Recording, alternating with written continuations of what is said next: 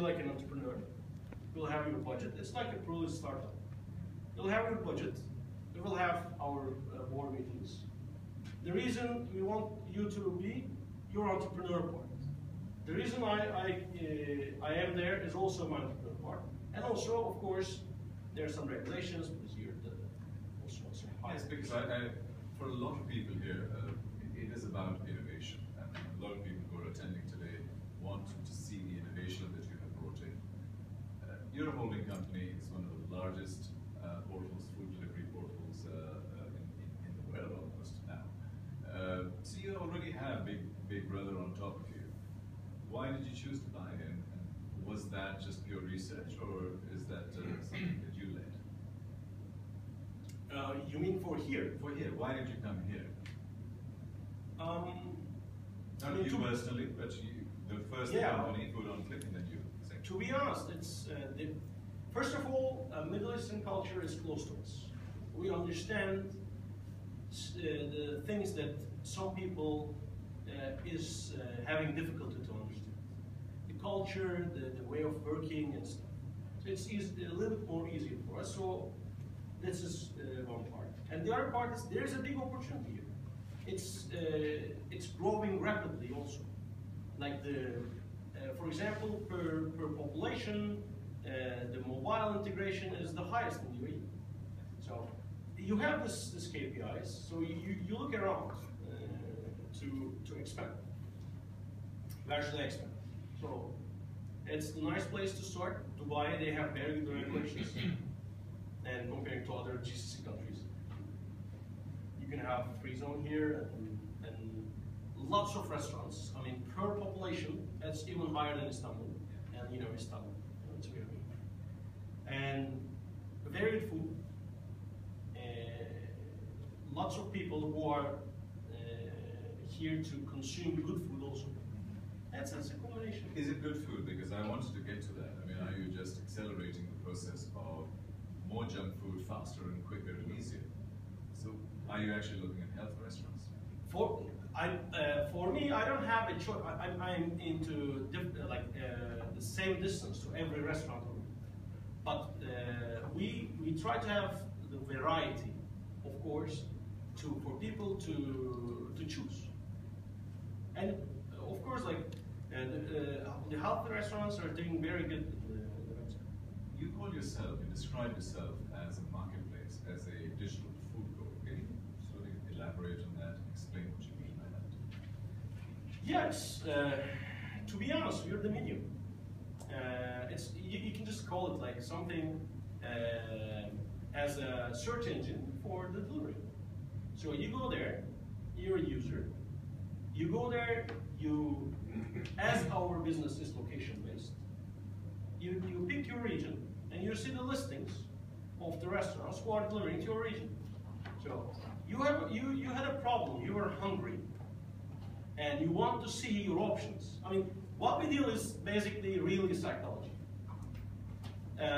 Like everybody here would agree with me when I say, you get hungry just like this, you know, with the snap of a finger. Because you don't feel hungry, you're working.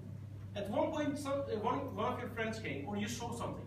You say, why don't we grab something? Until then, you were not feeling any hunger. After that, you cannot think anything. It's rush. It's the insulin. It's biological. It's the insulin levels. So then, when you are a user of a portal, you log in, you search for the solution for your problem.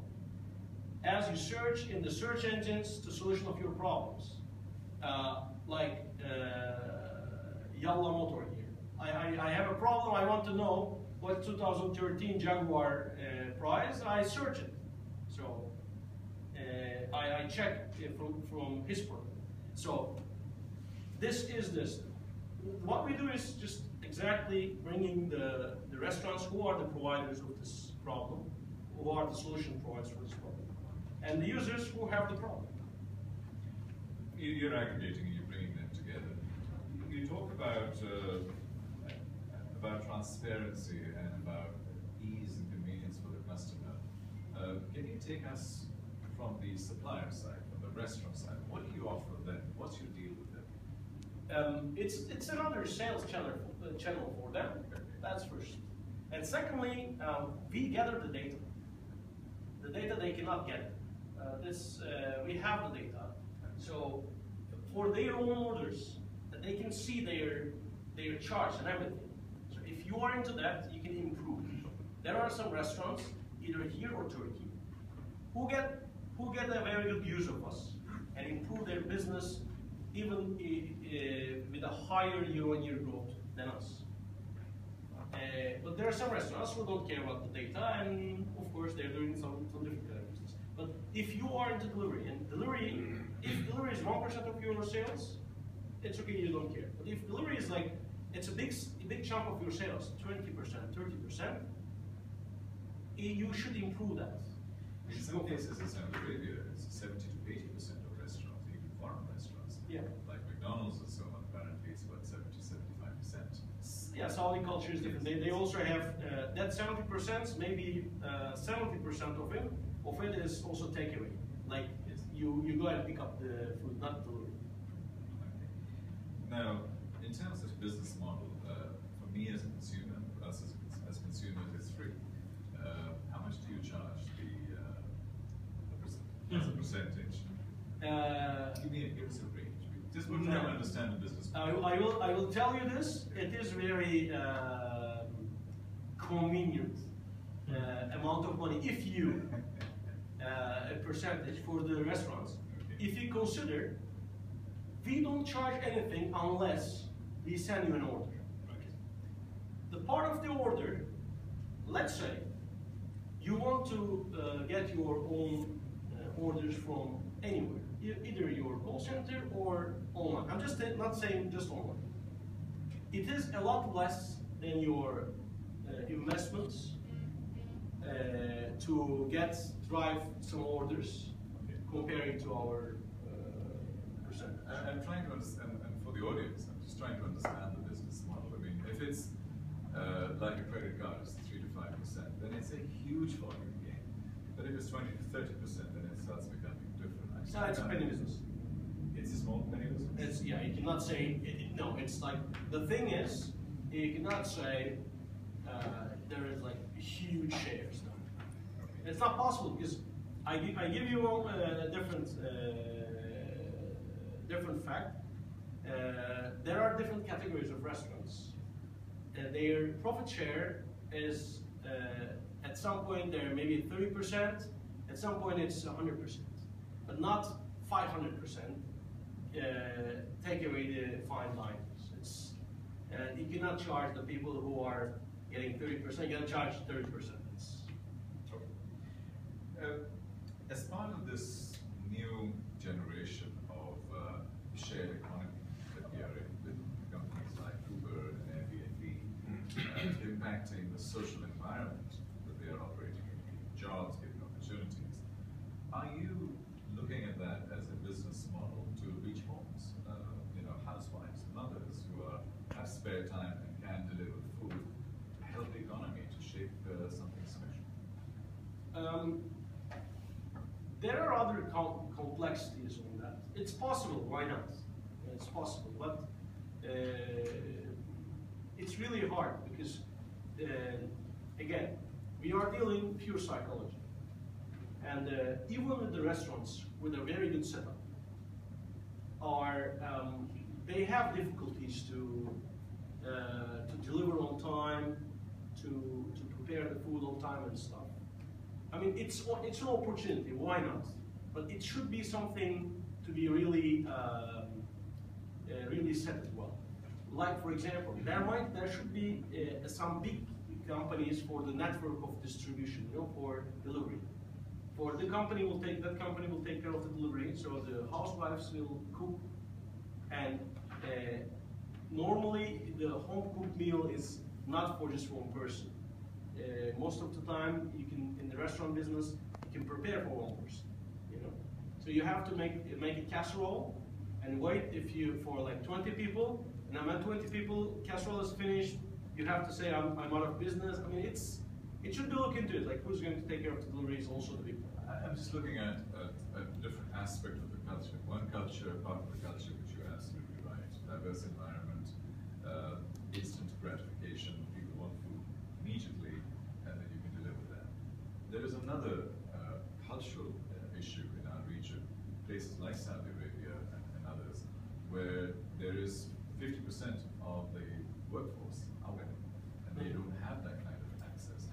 You could fundamentally move the needle in that environment if you start creating employment opportunities for them within the rules of the game. That's why I asked that question. For specific regions like Saudi, there are other regulations. It is then there should be somebody who's taking care of, like, because Quality control and all of those issues. yeah, because it's not, for example, they don't even, that's why they have a lot more higher takeaway than delivery, because they want to send their own drivers instead of opening the door to any other foreigner or strange person. Let's talk about brand, because you are in a fairly commoditized business, so your brand is one of the core differentiators. What are you doing to build your brand? For us, like, and for me personally, if you're doing a consumer business, the brand is like maybe half of your business. And what I believe is, again, people should love your brand, the users. They just don't love the colors or stuff. They love the service that you provide them. So what we do is basically for the brand, we love the brand, and we always think as ourselves as the most needy customers, and we challenge our services and we try to give the best service out of it. Of course,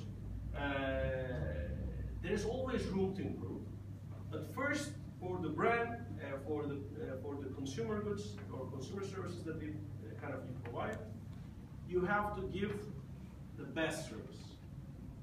That's the first one. Let me take a poll from the audience here. How many people have used this portal? Who? Your portal. How many people? Food on Click. Yeah, Food on Click. About half the audience. Okay, thank you. Doing okay. And for half the audience who hasn't used Food on Click, did you know about it? Okay. And you still didn't do it? Why is that? That's the question to ask when you get the audience. Please answer me. Now I'll ask the question to the other side of the audience, because I think the users are on this side. Yeah.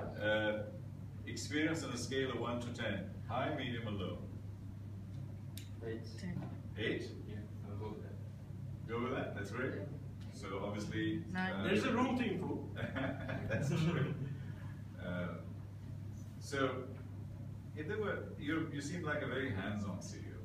Yeah. What are the top 3 things you have your hands on? Willingly or unwillingly? It depends, because urgency always happens, and then you have to go in and sort things out. But as a CEO, there are only a few things, 2 or 3 things that you can really do well. I have a very good team, I have to tell you that. And I build the team here, like from scratch, I can say.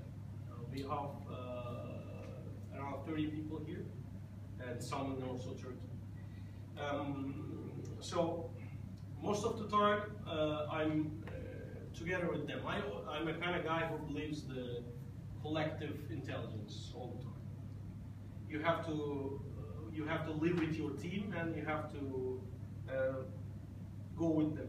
If you say closely, I look closely every day. Of course, the marketing, digital marketing part.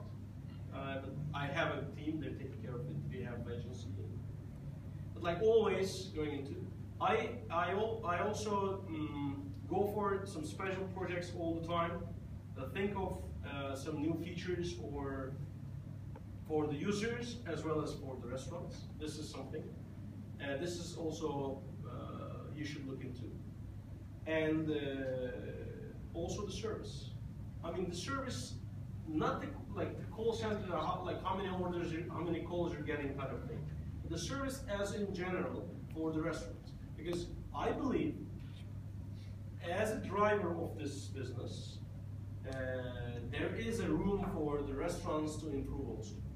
They can do better service. And it's like we are getting the data from users. And for example, you give us 8, right? You have how many bad experiences? I don't have a bad experience, just I really like the fact that there's a callback service checking on customers whether they receive the order on time. So And if who, not, who has a bad experience? I don't have any bad.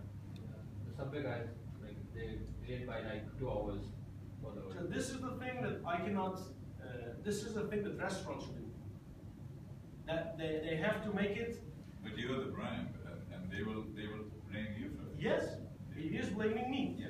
I have to take care of the restaurant service. By the way, I got a call from Food on Cake for confirmation in like 5-10 minutes, but then the I know, Subway- but yeah. again, it's my responsibility. So, as I told you, like as a driver of the business, I have to take care. I have to tell this to the restaurants, guys. You have to do this. I mean, whenever you're doing a promotion, it's a learning process also.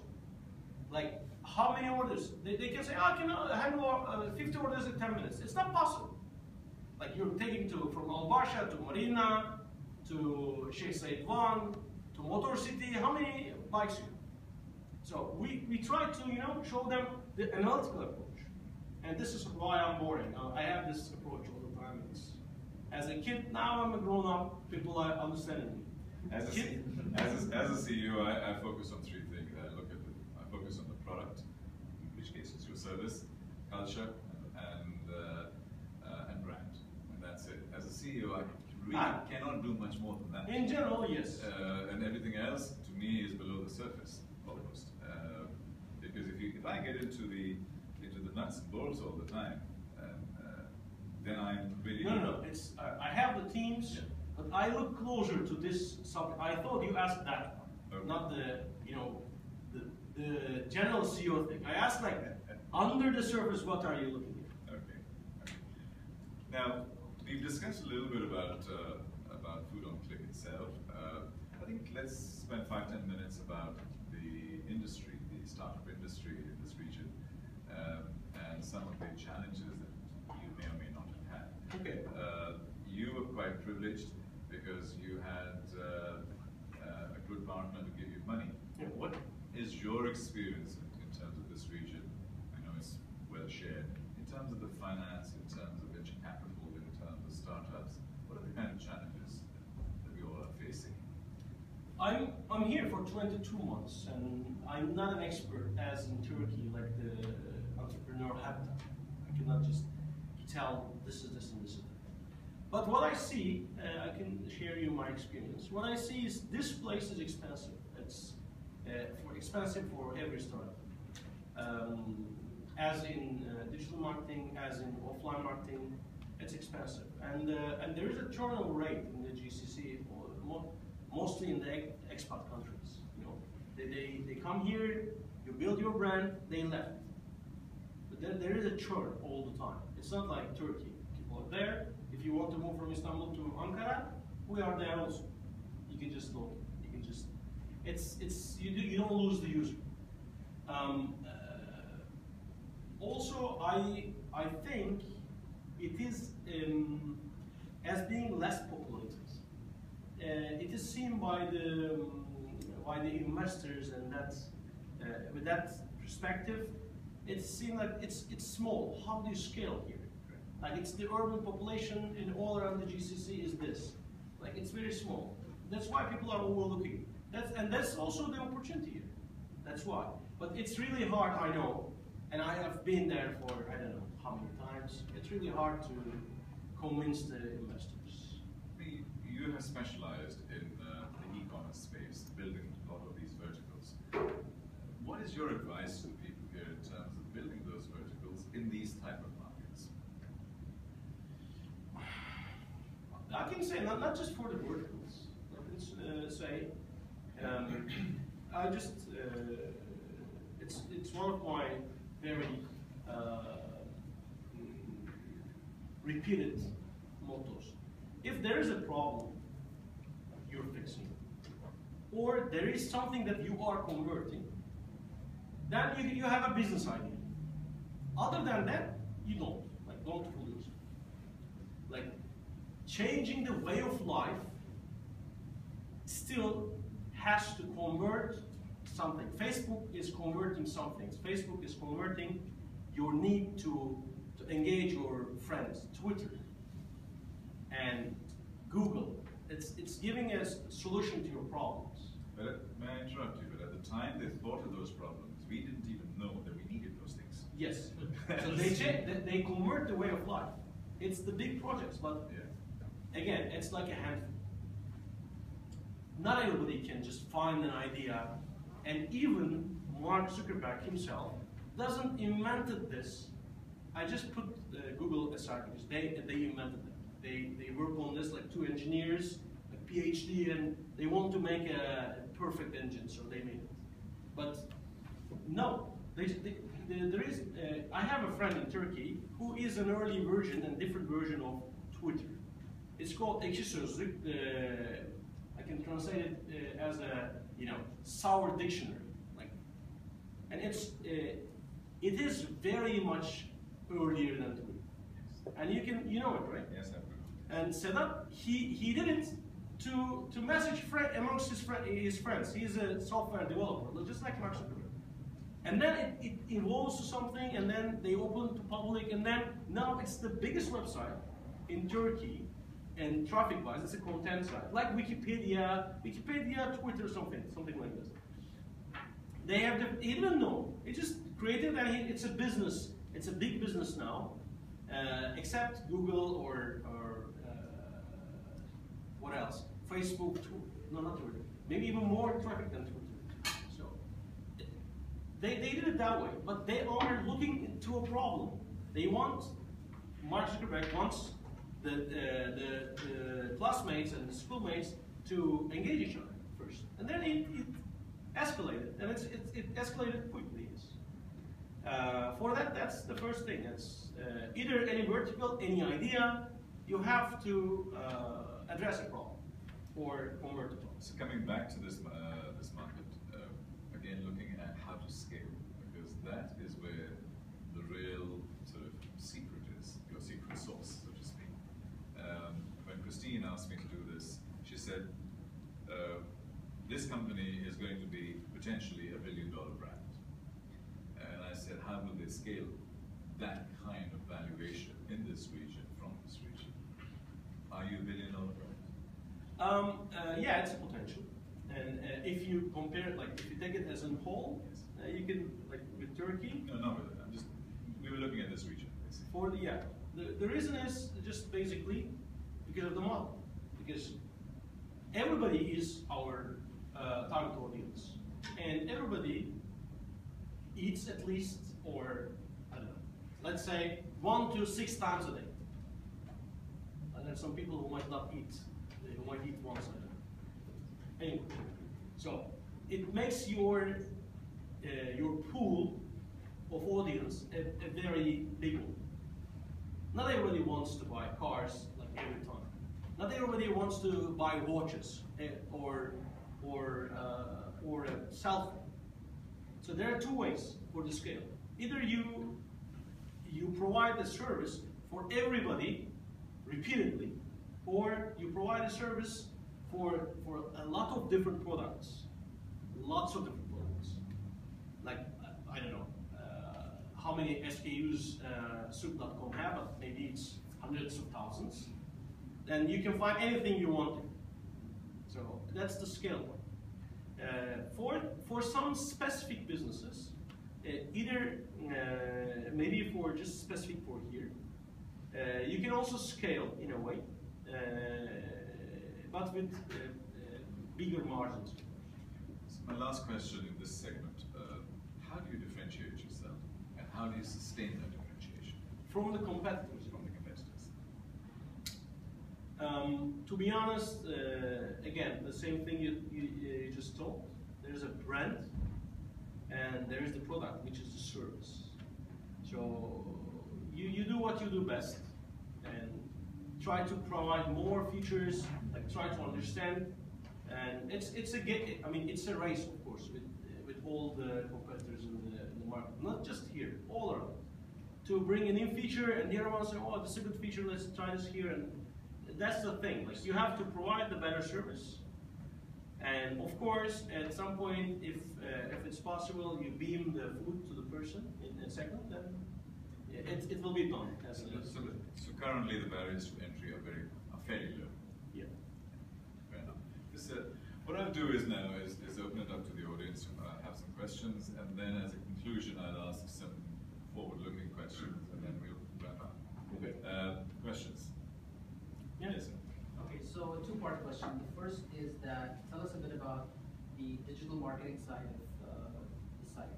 You know, like in terms of like if as a startup, if we start our own e-commerce website, or if we start our own online marketplace, what advice would you give to startups in terms of digital marketing, given the fact that they have limited resources, and they don't have the big budgets to hire a media agency? The second part is mobile. So what percentage, or rather, how much of mobile bookings do you see happening right now, and what kind of, compared to the desktop version in your space? Yeah, someone else asked me, Martin. Right? I ask you about marketing. Yeah. He sells groceries, that's fine. Yeah. For the marketing part, I can tell you, I'm a fan of digital marketing. I find it more, there should be, of course, offline. In my understanding, offline should be a supportive role if you're doing something online. For digital marketing, there are different aspects. It's not too much expensive to hire an agency, but what I will recommend you is to do it yourself in the first place. I did it 2007, 2008. Lots of things changed, but the basic doesn't change. So you learn it inside out, and then you know where to look, what to do. Of course, the reason I studied industrial engineering, they have this coding classes. We hate it, but it gives me the algorithm. I can build algorithms. I can think in algorithms. So I don't code, but I understand it. So it's the same thing. For the but SEO is more important. I tell you, it's if you have good SEO, and if you are there with the people what the people are looking for, you can support it with the digital. For the monetization part of the content websites, it's a little bit tricky. I cannot answer it just right now, and I cannot say like do this and get a lot of it. But you have to work on it, and you have to find some who will pay for this, either user or them. For mobile, it's more than 50%, and it will go more. People are getting more and more mobile. But again, for your case, for example, the picture size is also important. I don't know if it's with the new, that's why they're making bigger phones. If it's okay with that, because they have very good resolutions and stuff. If that's okay, I will suggest you to go more and more, because the search queries are increasing. Like, it's all public information. So you actually attract people through the picture. You want to attract the food. No, I'm talking about cars. For us, picture is important, but not the attraction. The picture is important to choose. If it's a fact that the restaurants who have the picture of the food they're selling are getting from the orders from that specific items more. Are you looking at funky things like augmented reality in terms of food? So food pops out of your thing. No, but seriously, it's very real. It can happen. You can actually see your entire experience of the food that you're about to get. Create that in terms of digital marketing to make it fun. There are, of course, lots of different and funky ideas. Some of them I have some stuff I cannot share here because we're in a competitor. But like again, of course, the function for me comes the first. It's what the business side. Fun part should be there, but after the function. And beaming the product or digital or 3D printing the product of like a burger. I mean, of course, you see. The other day I saw I saw a post on Facebook that Lexus launched the hoverpad. You know, the skateboard which is flying. It was in the Back to the Future, 1987. When we were kids, we watched the movie. It said, if I'm not mistaken, 27 October 2015. And if they are doing that, like if the hover is flying, I mean, they. What? And also, if you go to, I'm a very big fan of pop culture. I read comics all my life. I have seen all the Bond movies, all the Marvel, everything. And you go to Bond movies, you see the cell phones. They're using cell phones in 1961, 62. Even Anne Fleming, she wrote it. So there are stuff like this, and Scotty, beam me up, should be there at some point. It's going to be there very soon. Any other questions?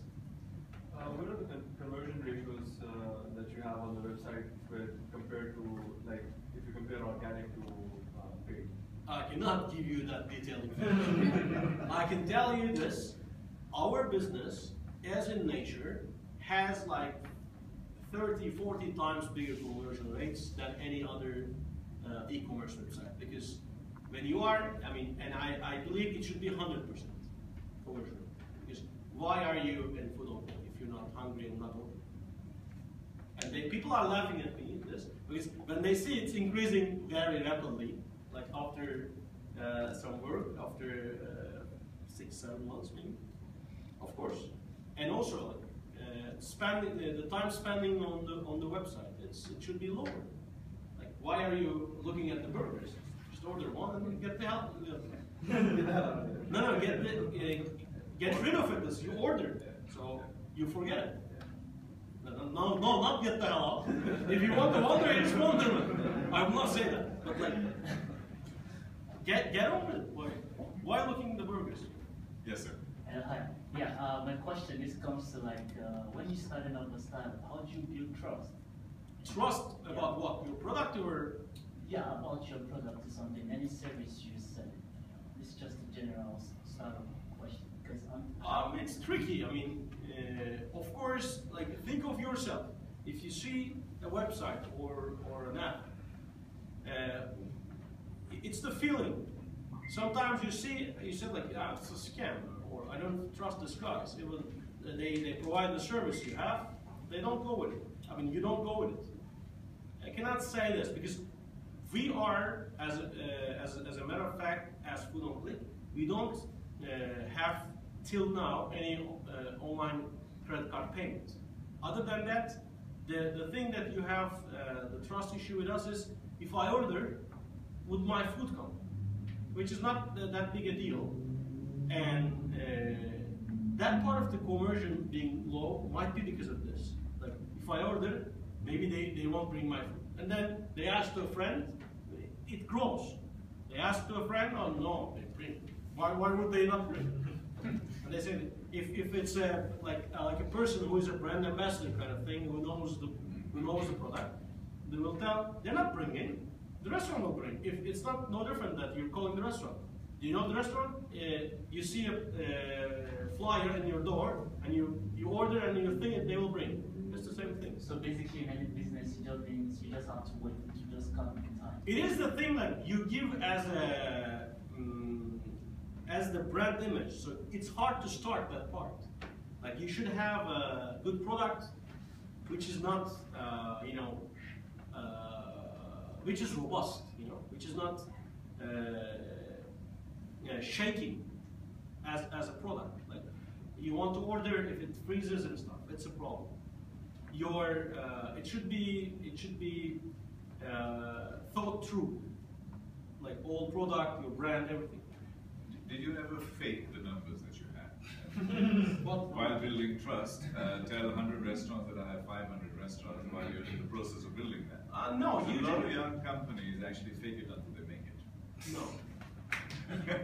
Am I right? You cannot do that. Well, we're about to get Coca-Cola in while you're talking to Pepsi. We're about to get Burger King while you're talking to McDonald's. That's a B2B, in my life I didn't do it. As B2, when I was working B2B, again I follow the simple motto: if you have a problem, you need me. So this is the cost of your problem to be solved. As a consumer B2C thing, what I can say is, like, if you are 501 restaurants and you say 500 plus, that's not a lot. But if you say 1,000, it's a lot. If you have 900 restaurants, you can say around 1,000. It's not a lot. It's not a lot. But if you say 501 around 1,000, it's not. Bottom line, fake it until you make it. I mean, the thing is, having for our business, you're saying 100 or 1,000 or 10,000 restaurants doesn't matter. If you cannot find it in there, it's over for you. You just look into the website. There are regions, and lots of details I have worked here. So you work the regions and you ask the restaurant, why don't you deliver? Because they don't know. It's behind them. They don't know. It's like 5 minutes. A recent case study was Domino's Pizza, where we all know Domino's as a pizza company, right? But they had a lot of trouble in terms of delivering their product, and there were some issues related to that. And they stepped back and went in and did a brainstorm, and now they've actually become basically an e-commerce delivery platform.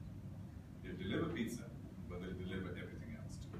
They deliver food, they deliver medicines, they deliver everything else. So they're using their technology, their platform, and so on.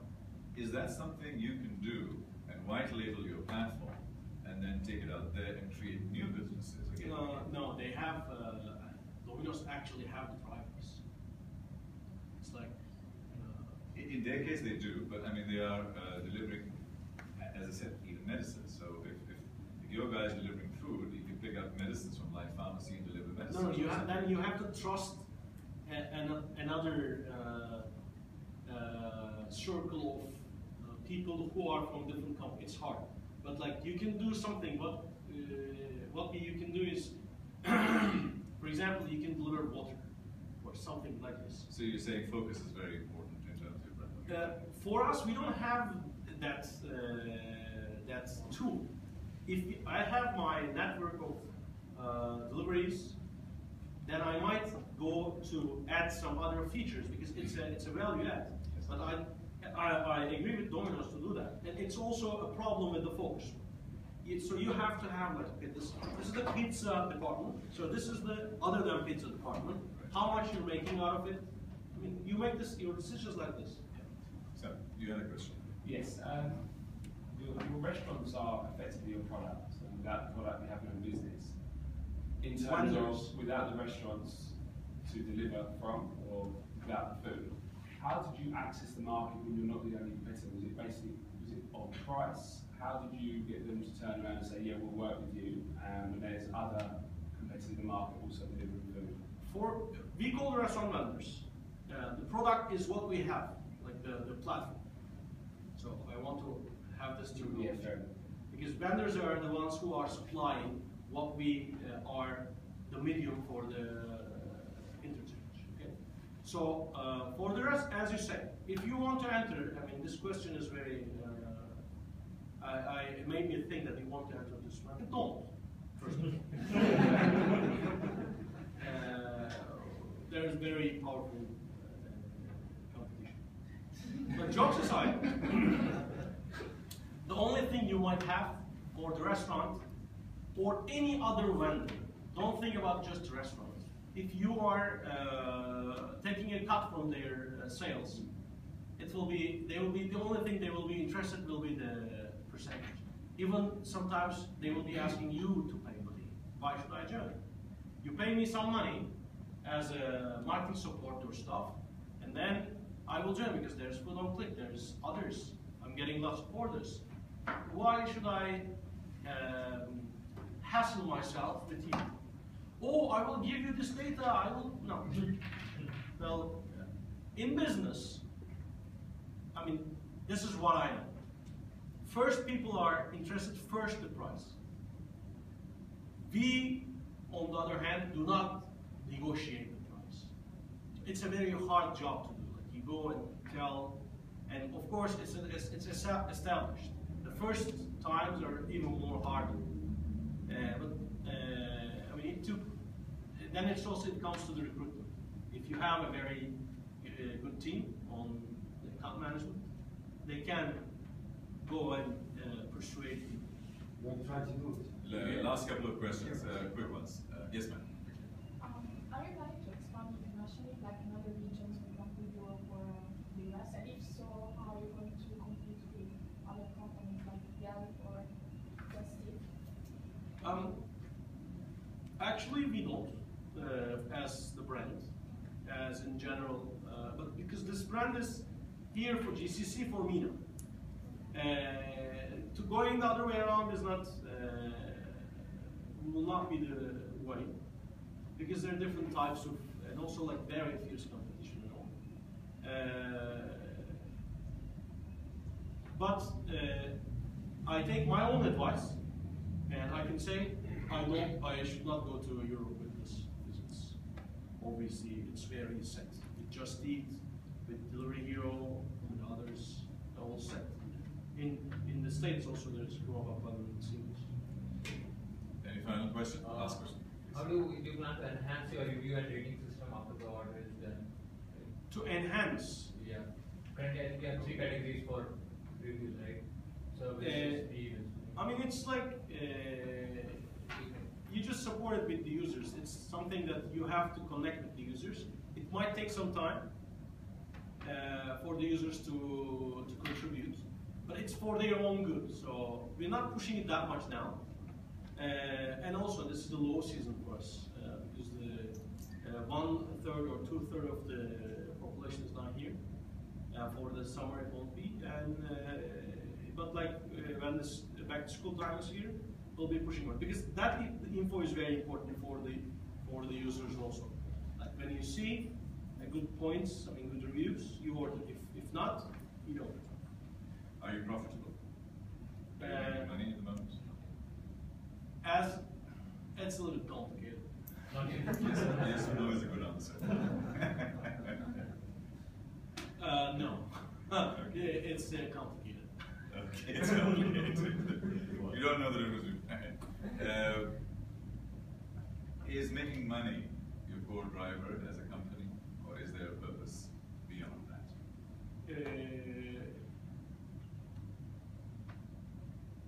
It's a mixture of that. Like, when you work for this thing, it's not just, no, it cannot be just the money.